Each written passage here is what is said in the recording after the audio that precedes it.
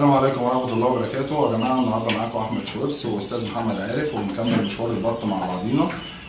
طبعا احنا الحلقة اللي فاتت وصلنا لغاية اليوم السادس.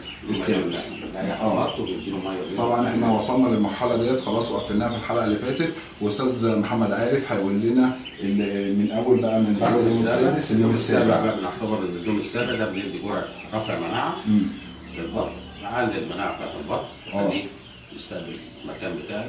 كل ما رفعنا المناعة بالنسبة للبط كل ما كان معدل التحويل بتاعه بيزيد. كل معدل التحويل بتاعه بيزيد. يبعد عنه الامراض على قد ما نقدر.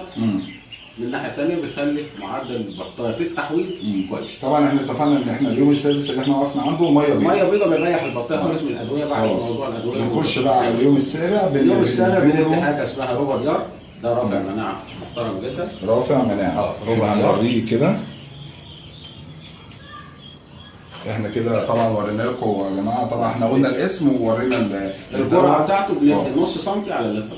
نص سنتي طبعا بالسرنجه.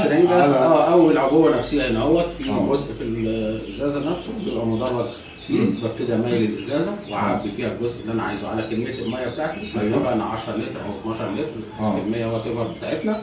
بحط طبعا احنا طبعا اتفقنا ان احنا كل يومين كل 5 ايام بنزود 2 لتر ميه. كل 5 ايام بنزود 2 لتر ميه بالتدريج كده يا جماعه. طبعا احنا لما نحسبها عشان طبعا ما نتكلمش في حاجات بسيطه بالعقل كده، ان احنا كل زي ما استاذ محمد عارف احنا كل يومين كل 5 ايام كل 5 ميه على كميه الميه. يعني احنا ابتدينا ب 10 لتر في اليوم مع الربع ديار بخليهم 12 لتر وبدي 6 سم من الربع ديار عليه. تمام.